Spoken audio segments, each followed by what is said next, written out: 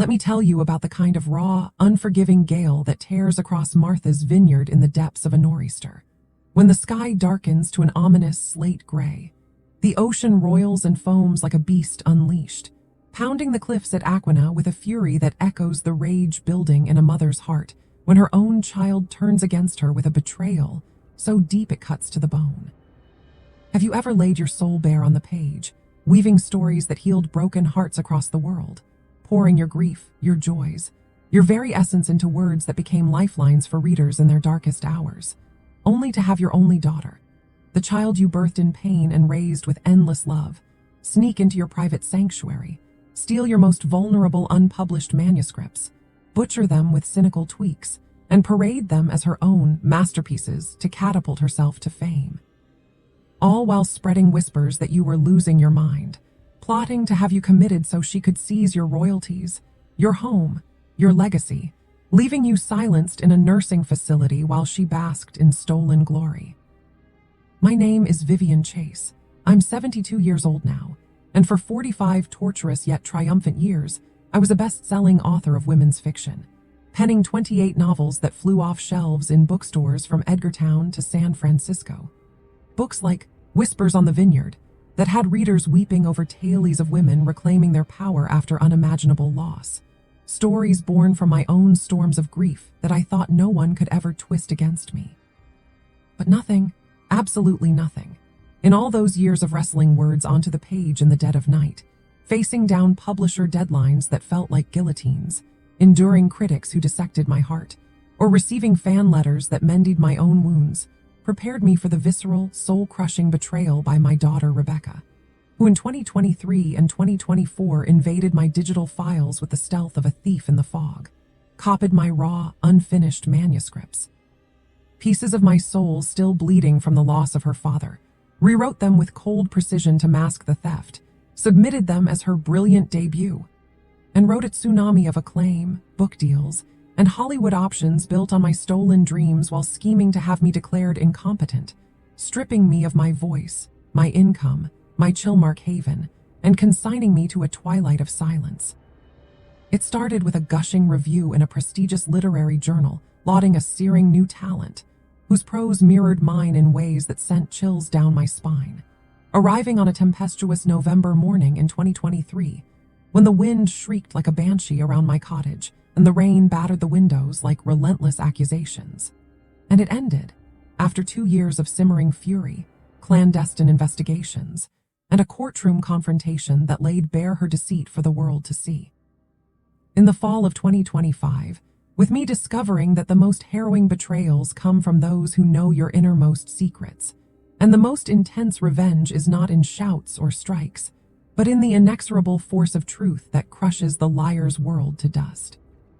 I was born Vivian Marie Ellis in 1953 in the colorful embrace of Oak Bluffs, where the Victorian gingerbread cottages of the Methodist campground stood like whimsical sentinels under the summer sun, and the air hummed with the harmonies of gospel hymns from the tabernacle and the joyous shouts of children at the Inkwell Beach.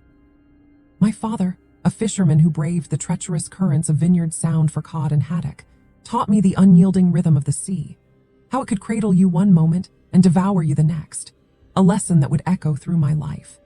My mother, a teacher at the local school, ignited my passion for stories, reading to me by the flickering light of kerosene lamps during power outages from howling gales, tales of heroines like Jo March and Anne Shirley who defied fate with their words and will.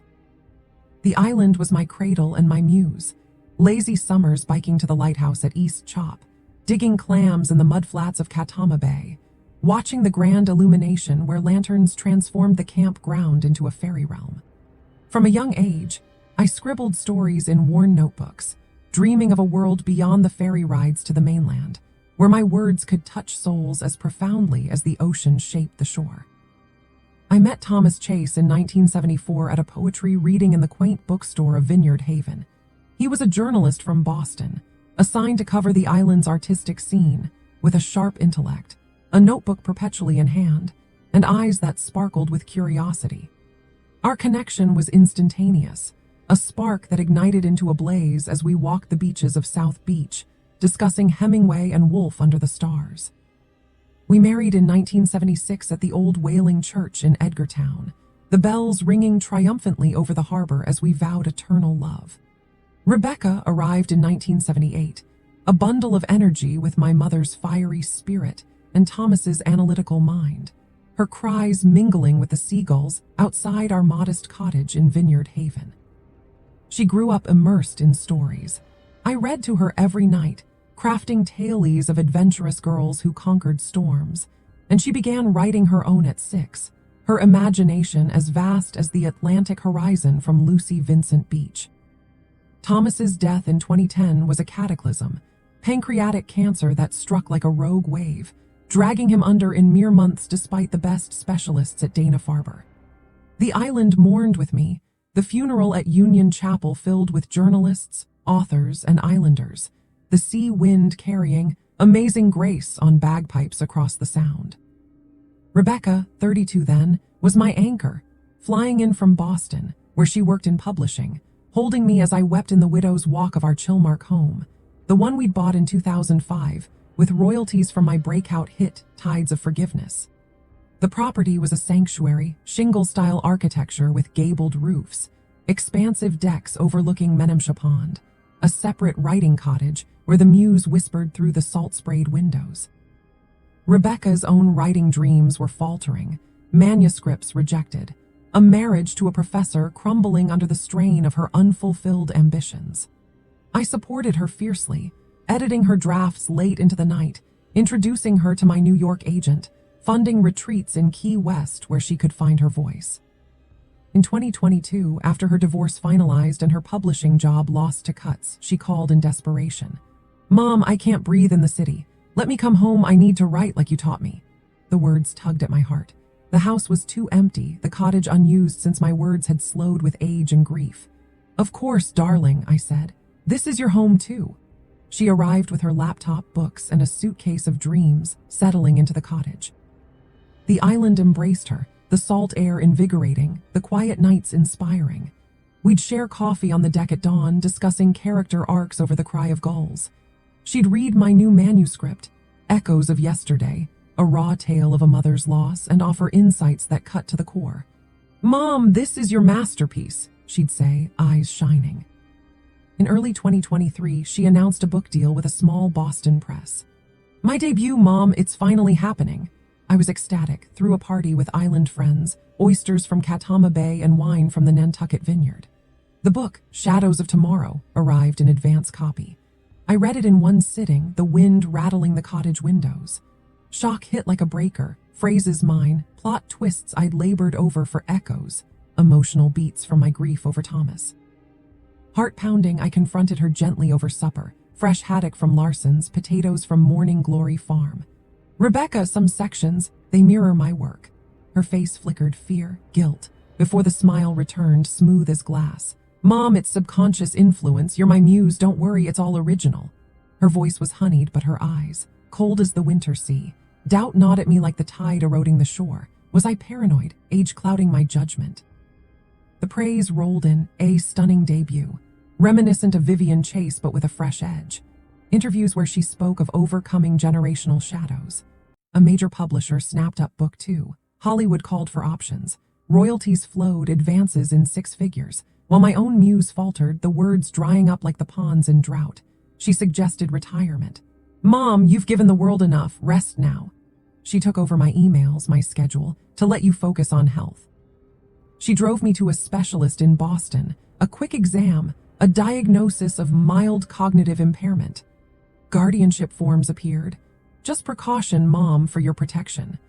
The betrayal crystallized. My daughter, my blood, had ransacked my soul's vault, stolen my unborn stories, and was now burying me alive in whispers of madness.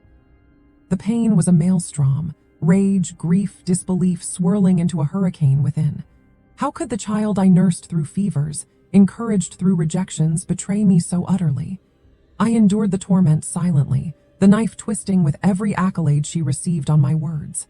I let her shine in stolen light. Let her manage my life. Let her tell friends I was stepping back gracefully. But in the black nights, when storms battered the island and power flickered, I forged my plan like a captain charting through fog. I drove to the library in Vineyard Haven, accessed cloud backups. Side-by-side comparisons, irrefutable theft. Entire passages lifted, veiled in cosmetic changes. Senior Center in Edgartown, elder law attorney. Copyright registrations for my originals filed discreetly. Digital forensics expert. Recovered metadata proving my drafts predated her creations by years. Recorder hidden. Conversations trapped. Rebecca gloating to her agent about repurposing mom's scraps. No one suspects. Planning guardianship to secure the backlist royalties before she notices. By spring 2024, when daffodils bloomed and the island awoke, her second book launched More of My Essence. Guardianship filed. Mom's declining fast, it's for her safety. The reckoning exploded like lightning. Opposition filed with fury. Neuro eval at MGH, cognition razor sharp. Affidavits from editor, agent, fans who knew my voice. Forensics report blasted in court. Recordings echoed in the chamber. The publishing empire crumbled like sandcastles at high tide. Contracts voided. Books recalled amid scandal. Agents severed ties. Reviews retracted. Headlines screaming plagiarism. Rebecca's world shattered. Advances clawed back. Speaking gigs canceled. Hollywood doors slammed. Industry exile. A pariah in the literary world she stole to enter. My truth resurged. Re-releases with revelations. New book storming charts. The island's wind now carries vindication. And hey, where in America are you listening from today? If you braved this tempest with me, thank you from my unbroken heart. Subscribe for more sagas of unyielding justice. Merry Christmas to you and yours. May your holidays be filled with light, truth, and unbreakable bonds. God bless.